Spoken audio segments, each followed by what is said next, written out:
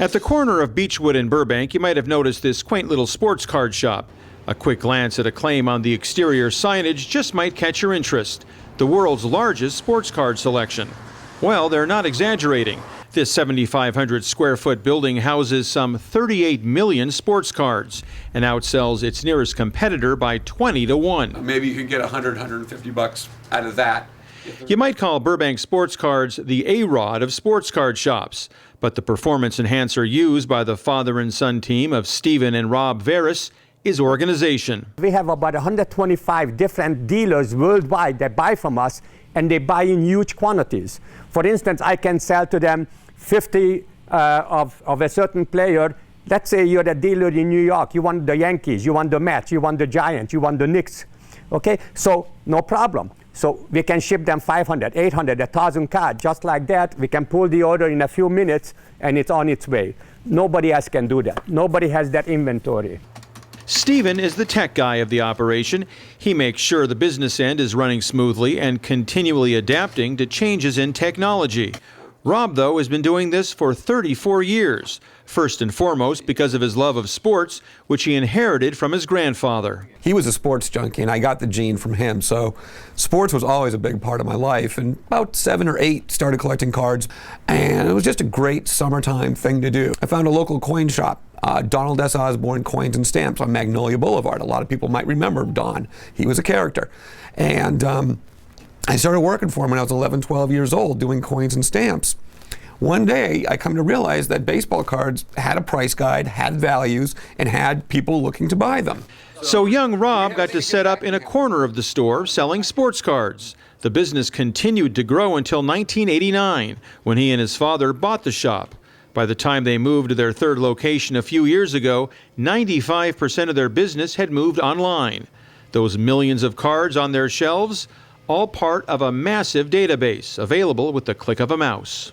You have all these athletes from every corner of the globe. You have all these sports fans from every corner of the globe. And to have just a storefront where the local 30 square miles can come in and visit you used to work, but now there's a much higher expectation. So whether it's priority mail like this or first class mail, everything is fully trackable. When the stuff comes in, we break it down by year right away. When we build up enough of this product in there, then we'll break it down by brand and we'll get it put into our systems and database online. So this right here is one of the most important parts of the shop, is our breakdown section. We also have the Great Wall of Madness here, all color-coded by sport. It represents every brand across all 4 sports from 1981 to present. Baseball cards are still far and away the #1 seller, followed by football and basketball. And no matter who you collect, whether you are looking for Davy Lopes cards or if you're looking for, Bart Starr, everything we have is online 24/7. We have a lot of customers that they are golfers. They want to have the golf set, or the tennis players. So we have tennis cards. This one over here is hockey. So the blue is hockey.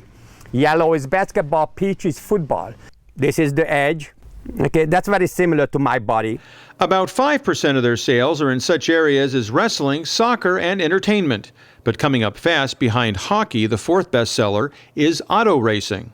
Average collector, my experience, 38 to 42 years old, lifelong sports fan, has been collecting cards since they were 12, 13 years old, and this is their way to escape their regular lives and to interact with the folks that they idolize on the playing field. But as the internet has allowed their business to boom, they also have to compete for younger fans who spend lots of time playing video games. It's a lot of fun. You can take a kid that's never collected cards before, bring them in here, give them a box of cards, have them open it up, and they just freak out. While this hobby attracts youngsters and sports fans of all ages, some of the online customers are investors. People like to speculate on a new rookie.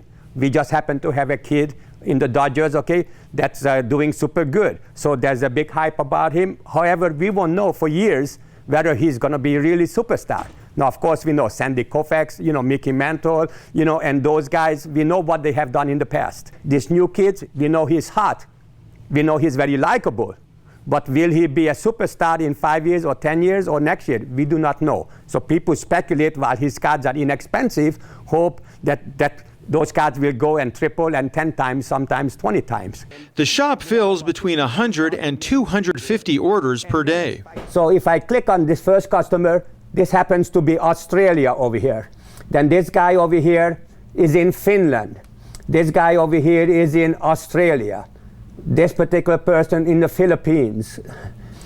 This one over here in Canada. This Czech Republic. Canada.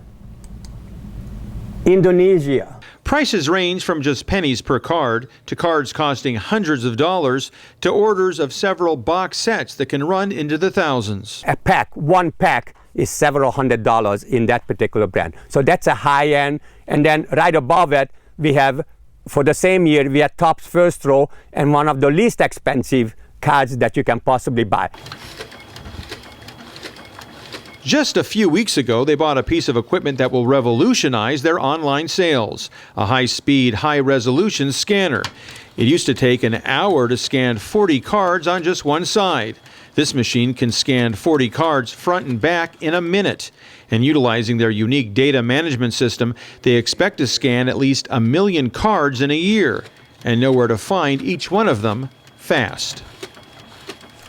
And that's really what it's all about. Making it easier for the customer to buy what they want to buy so they can see what they're going to be buying. So you come on the website and you collect everything of football player Todd Collins because you went to school with him. You walk into most card shops, they're going to go, who? You come in here, put his name in the search engine. 87 different cards come up, the majority of them 25 cents each. Put them in the shopping cart, pay for them, we pull them while you wait. Go home, put them in the shopping cart, have them shipped to you. Literally any player, any sport. Well, almost literally. Sit down. Okay. Don't be shy. This man from South America was looking for Venezuelan Chucho Ramos, who played briefly for the Cincinnati Reds in 1944. If you are a Derek Jeter collector, they made several thousand different cards for him. Yeah. But some players have maybe only one card. The business that mixes a love of sports and unrivaled size and organization continues to grow. And as Rob Vera says, he'll keep doing it as long as he has the enthusiasm and passion for the hobby he had as a young boy in that small Burbank coin shop in the 1970s. I'm in here before 8 in the morning. I'm here past 6 at night. I work 6 days a week. I think about this all the time at home. It's not enough. We got to work more. How about this guy? How's he doing? Yeah, you know, we keep him around. Reporting from Burbank Sportscards, I'm Peter Musurlian with the Burbank On Demand cover story.